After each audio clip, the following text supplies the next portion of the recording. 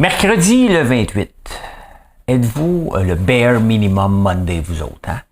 On va parler de ça. Biden n'est pas le seul, mesdames et messieurs. Non. J'ai des idées pour Valérie Plante. Ouais, mais tu sais, des fois, je suis de bonne foi. Donc, j'ai des bonnes idées pour aller chercher de l'argent supplémentaire. On va parler de la crise du logement. Les chèques de la construction sont en route. Hein? Dépensez ça. Il y a quand même un petit peu de millions en jeu. Vanna White. Vous souvenez-vous de Vanna White? Ben, vous souvenez-vous, elle existe encore. Hein? Et elle avait une augmentation de salaire. Je vais vous parler de ça. Puis, une crème miracle. C'est juste qu'il faut que tu dépenses 10 000 $ par semaine, par mois, hein? Par année. Bon, ben, mêlés. Vous faites un like, c'est le moment de faire un like. On a un beau show ce matin. Des fois, c'est dur de trouver des nouvelles, puis des fois, ça va super bien. Fait que là, je m'installe confortablement. On commence ça avec l'énigme. On va commencer avec l'énigme.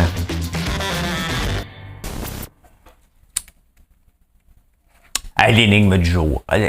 J'espère que vous allez le trouver. Je pense que les amoureux de musique, vous allez être capables. 1975, le 28 juin 1975, David Bowie sort la chanson Fame. Fame, what do they did older? Quelque chose comme ça. Là. Vous souvenez-vous quand je chantais tous les jours? Hein? Il y en a que t'es pas capable. Il y en a d'autres qui attendaient ça. C'est comme ça. Hein? On peut jamais plaire à tous. Ouais, il a chanté la chanson Fame, qui est sortie le 25 juin, ma fête. Et le 28 juin, c'est un hit total. Qui était son back vocal? Qui était le back vocal de John Lennon? Ah ben, coudonc. Dans les actualités aujourd'hui, Manhattan, qui c'est une île, et a décidé que là, si tu veux rentrer sur l'île à l'heure de pointe, ben ça vient de passer, donc c'est pas encore officiel. 23 $. 23 $ par jour. Si tu veux rentrer, t'es pas stationné encore, hein? Parce que stationner à Manhattan, ça coûte un arm and a leg. Quand c'est pas à l'heure de pointe, c'est 17 $ par jour. Donc, c'est une tarification pour la congestion. Hey, je vois Valérie. Tu sais, Valérie, c'est parce qu'elle va être positif. Elle prend des choses d'un peu partout. Hein? Puis là, elle dit, ben, c'est moi qui ai pensé à ça. Elle va sûrement dire, je suis la première ville en Amérique du Nord. Tu sais, l'affaire, c'est que nous autres, tu peux nous faire charger, c'est qu'il n'y a plus rien à voir au centre-ville. Non, faut être positif, là. Hey, l'autre jour, j'ai été au centre-ville, j'ai même pas regardé l'anneau. Ben, voyons donc, toi. Hein? Faites-vous poser devant l'anneau? Le gars qui fait des mimes, là, il était là l'autre jour. Donc, ben oui, 17 $ par jour, Manhattan. C'est sûr que ça va donner des idées, mais tu sais, Montréal, c'est parce qu'il n'y a rien à voir. Là. Ben non, mais faut être... Il y a des choses à voir. Mais bon, hein? C'est peut-être une façon d'aller chercher de l'argent pour la société de transport. Ouais, gars, je m'en viens. Je me suis réveillé très tôt. Je me suis réveillé trop tôt, 3h15. C'est un peu tôt. Tiens. Biden n'est pas tout seul. Ben, il est tout seul, je veux dire, président. Non, il est tout seul président. Mais il n'est pas le seul à vouloir travailler après 80 ans. Près de 600 000 personnes, j'ai dit 500 000, mais après le calcul, c'est 600 000 personnes de plus de 80 ans qui travaillent encore, dont plus de 325 000 à temps plein aux États-Unis. Donc, on peut supposer qu'à peu près 60 000 personnes ici au Canada, on fait des règles de 3, là, c'est la base. Là. Si ils sont 330 millions et nous sommes 40 millions, donc si et seulement si, ça donnera à peu près 60 000 personnes qui travaillent encore passé 80 ans. Il y en a qui travaillent à temps plein, il y en a qui travaillent à temps partiel. Mais quand même, hein, ben, c'est bon. C'est parce qu'avant, on faisait prendre la retraite à 65 ans. Ben, la première place qu'il y a eu la retraite, c'est en Allemagne. Hein? Et l'âge de la retraite était 20 ans ou 30 ans plus tard que l'espérance de vie. Si tu te rends jusque-là, tu mérites d'avoir une retraite. Donc, maintenant, c'est le contraire. Hein? L'espérance de vie, je pensais d'être 47 ans dans ce temps-là. Puis l'âge de la retraite, là je vais au pif, là, je me souviens pas, mais je sais que c'était après. Était supposons 75 ans. Donc, si tu vivais 30 ans de plus que ton espérance de vie, ben tu pouvais avoir une retraite. Hein? Aujourd'hui, ben, tu sais, on veut faire prendre la retraite à... Ben, il y en a qui prennent la retraite à 55 ans, les fonctionnaires qui ont 30 ans d'expérience, les professeurs aussi. Moi, tellement hâte que mon frère prenne. Juste mon frère, là, qui prenne sa retraite. Hein. D'ailleurs, il est fini aujourd'hui l'école. Merci. Merci. J'ai besoin de lui. Hein? Besoin de lui sur la ferme, donc je suis content. Ça passe vite les vacances quand même. Hein? Fait que oui, plus de 600 000 personnes quand même qui travaillent passé 80 ans. C'est une bonne nouvelle. Hein? Tant qu'à rien faire, pas attendre. Donc, tout se met de rester actif. Ça veut dire aussi que ces gens-là sont en santé, peut-être parce qu'ils l'ont maintenu. Hein? Le Bare Minimum Monday, les boss maintenant veulent... Là, c'est là que je suis obligé de dire. Tu sais, on veut pas être boss. Moi, je veux pas être boss, sauf quand je suis obligé d'être boss. Et quand je suis obligé d'être boss, c'est parce que tout le monde tire la couverte de son bord, sauf dans la direction de la compagnie. Et il y a une nouvelle tendance maintenant de forcer les gens à venir travailler au bureau le lundi. Hein? Parce que depuis l'avènement du travail à la maison, les gens ont dit les lundis, c'est fait pour recommencer tranquillement. Non, ça, c'est le dimanche. Dimanche, tu prépares ta semaine. Ouais. Mais c'est ça, les employés le lundi, on va commencer tranquillement, prendre un café ou 8, hein, m'appeler mes amis, payer mes factures. Là, les boss sont bien rendus compte que la productivité n'était pas là au rendez-vous le lundi. Hein? Et donc, ils ont dit, parfait, maintenant, vous allez travailler le lundi au bureau. Oh, c'est pas content. Hein? Les employés sont pas contents, les syndicats vont sortir, vous nous exploitez. Hein? Il y a eu un grand changement de mentalité. Hein? Maintenant, il faut que tu négocies avec les gens qui se présentent au bureau. Tu sais, il y a un moment donné qu'il y a des choses qui se négocient pas non plus. Si le patronat dit, gars, c'est que techniquement, il travaille de concert avec les employés. À un moment donné, quand ça marche pas, il faut qu'ils disent, gars, c'est comme ça que ça va se passer. Il n'y a pas de négociation à faire. Là, tu sais. Les employés peuvent décider, gars, moi, ça me tente pas, je vais aller travailler ailleurs. Wow, tu peux pas quitter quand tu as 25 ans de fonds de pension. Ben, non, tu as bien raison, mais tabarnouche, hein? C'est pas tout le monde qui a un fonds de pension de 25 ans non plus ou 30 ans. Fait que voilà. Hein? Au Québec, qu'est-ce qui se passe au Québec? Bon, on va parler de la crise du logement, mais pas tout de suite. Je vais l'élaborer. Tu sais, dans un village, dans toutes les villes, des fois on le voit à Infoman, il y a toujours le fou du village. Hein? Le troublemaker, il y a un article dans la presse justement là-dessus. Celui qui va causer du trouble constamment, qui va harceler les politiciens, qui va harceler les gens. Il y en a un, même dans mon village, je ne sais plus ce qui devient, mais quand je me suis installé en 2009, oh boy, hein, il faisait des plaintes. Pas le droit de faire ci, pas le droit d'être là, pas le droit de faire ci. Écoute, j'ai même demandé des permis à des ministères qui ne savaient pas quoi faire avec ma demande de permis. Je voulais tellement pas me faire prendre par avoir la paix. J'aime ça être by the book. Hein?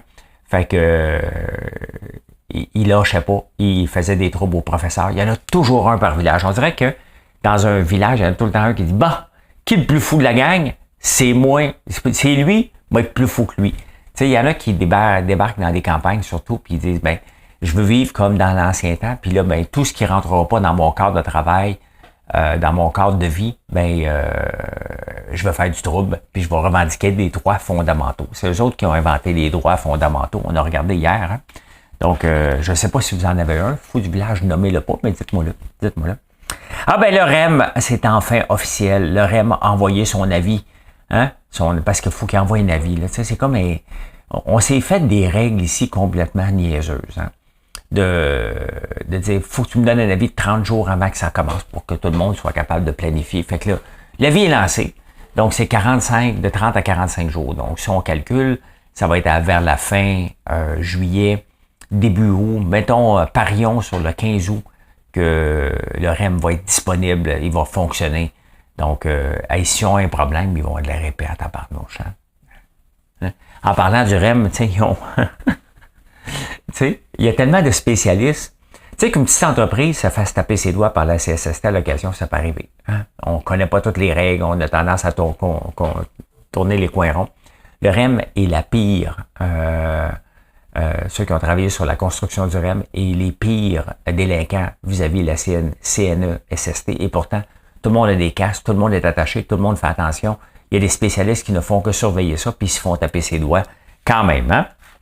La loi 96. La loi 96 qui force les entreprises à parler à leurs clients en anglais. Bon, ça a l'air de rien, hein? Ici, on dit, oui, mais c'est normal, en français. C'est normal, ici au Québec, là, faut parler en français. Bon, OK, parfait, d'accord. Mais il y a des gens qui achètent, il y a beaucoup de gens qui achètent des livres de librairies spécialisées en Angleterre qui s'appelle Black Library. Et la Black Library a envoyé une note à ses clients québécois, dit écoutez, on peut plus vous servir parce qu'il va falloir vous servir en français et on n'est pas équipé pour ça, malheureusement. Donc, c'est terminé le service. Vous ne pourrez plus commander à partir du Québec. C'est ça. Hein? Quand on limite, tu sais, à un moment donné, on le voit, les règles, on va en parler dans la crise du logement. À force de mettre des règles, à un moment donné, c'est que ça finit, l'absurdité sort. Et là, c'est une entreprise d'Angleterre qui dit, je peux pas vous servir. Ça me faisait penser, quand j'étais plus jeune, il y avait Princesse Auto qui était en Ontario. On disait, mais pourquoi qu'ils viennent pas au Québec? La loi de la langue française. Tu sais, on se limite, on devient un peu co-sanguin. Hein? Pas seulement juste au point de vue si on ne sauve pas d'autres cultures, on devient co-sanguin, tout simplement. Et là, on est co-sanguin de langue un peu parce que les gens ne viendront pas. On n'aura pas les mêmes services que partout sur la planète à cause de la langue. Oui, il faut protéger la langue, mais en mettant des barrières à l'infini, c'est ce que ça donne. Hein? Il était une fois des gens heureux. Crise du logement. Joseph Facal, je le boudais depuis qu'il avait traité les entrepreneurs d'une bande de cons et de profiteurs. Et je l'ai lu. Je l'ai lu hier. Et je trouve qu'il y a de l'allure. Il explique la crise du logement. Hein? Parce que le monde a peur. La crise du logement, là, le gouvernement ne peut pas tout faire. Le gouvernement n'est pas dans la location de loyer. N'est pas à maintenir des immeubles. Il n'y a pas d'argent pour compétitionner avec la rénovation puis le mettre beau. Imaginez-vous que le gouvernement investisse dans des condos super beaux pour faire concurrence à l'entreprise privée.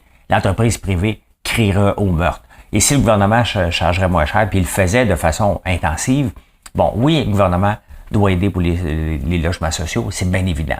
Il faut être con de penser le contraire. Mais Joseph Facal explique très bien, et c'est de mon fond de ma pensée depuis que je le dis, c'est que s'il n'y en a pas, c'est qu'il n'y a pas d'offre. Et là, on a peur. Hein? On a peur de donner des privilèges aux propriétaires pour qu'ils construisent. Parce que ça se fait pas dans notre société extrêmement gauchiste. Hein? On veut un gouvernement conservateur, bien entendu, sans les côtés un peu loufoques que les conservateurs sont capables de faire. Mais en même temps, on est extrêmement de gauche. Donc, on veut pas donner des droits aux futurs propriétaires qui vont construire. Mais c'est une question d'offre et de demande.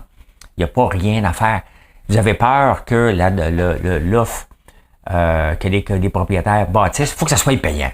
Donc, on va se le dire, si c'est pas payant, on va toujours vivre cette crise-là. Donc, que ce soit payant, il faut rendre ça alléchant.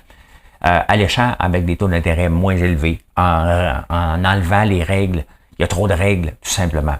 Regardez la cessation d'un bail. C'est bien normal que le propriétaire doit avoir un mot à dire, mais ici, ça passe pas.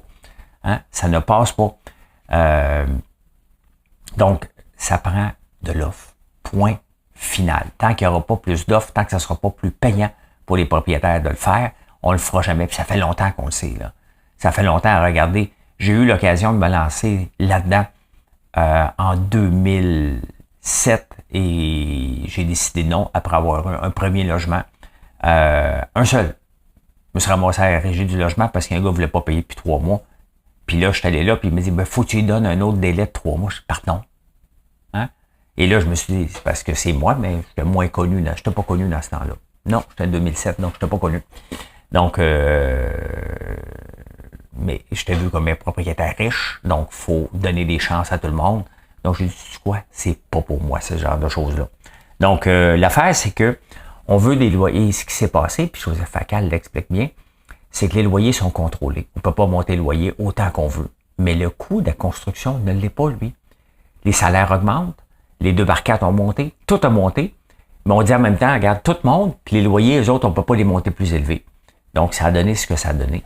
Et cette crise-là, on l'a vu venir, on a voulu être de gauche, on a voulu mettre le dos sur le problème sur le dos des propriétaires, et c'est pour ça que vous me verrez jamais me demander combien tu as de portes, ça va être 0. Dans 10 ans, ça va être 0. Et dans 20 ans, ça va être 0 aussi. Ça ne m'intéresse pas. Pantoute. Hein?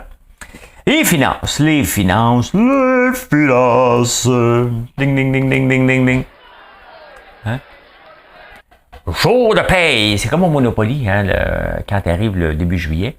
La CCQ, la Centrale de construction du Québec, vient d'émettre les chèques de construction de 617 millions. Ça n'arrêtera pas pour contrer l'inflation cet été, ça ici. Hein? Et ça n'emmènera pas le Québec en récession. Le Québec est quand même assez protégé d'une récession seulement l'été. 617 millions qui débarquent dans les poches de 200 000 personnes à peu près. Donc, dépensez un petit peu chez nous. Là. Pas dépenser, venez vous faire plaisir. Hein, le pesto qui est sorti, justement. Donc, le pesto sur une toast. Oh, c'est bon, tabarnouche. Hein, sur des pâtes. Là, tu fais ça, tu dis, Colin, c'est donc bien bon. Qui a fait ça? Hein? François Lambert. Pas lui! Hein? Pas lui. 617 millions quand même. Hein? Ben, bravo.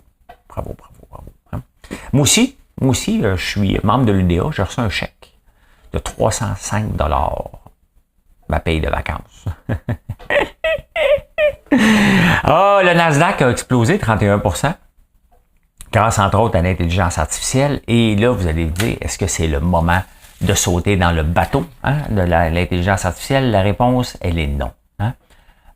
C'est pas le moment de sauter dans la vague de l'intelligence artificielle. Pourquoi? Parce que tous les fois, regardez le Nvidia qui a monté de 280%. Donc, tout ce qui monte rapidement comme ça, une bulle finit par péter. Donc, la bulle intelligence artificielle, elle va péter. Elle va péter et c'est mieux d'attendre peut-être quelques années. On a peut-être manqué le bateau. L'intelligence artificielle, il va en avoir d'autres qui vont sortir, là. Mais est-ce que ça va monter? Ben, regardez justement l'indice que je vous parle, chat. On peut, c'est un fonds indiciel sur l'intelligence artificielle. Donc, on peut le suivre et ça va donner pas mal un indice. Ben, il a baissé beaucoup. Justement, il était monté jusqu'à 32, il avait parti en fou pour baisser. Donc, il faut laisser le temps à ces compagnies-là de prouver qu'ils vont avoir des revenus et d'être prudents. Hein? Ne vous lancez pas, vous dites, hey, ça, c'est la nouvelle affaire. Regardez la bulle on vient d'en passer une couple de bulles, là, entre autres les autos électriques. Ça a pété complètement. Donc, ça ne veut pas dire que les compagnies ont pété, ça veut dire qu'ils sont revenus à leur valorisation qu'ils valaient, tout simplement. Hein? Donc, on regarde ça.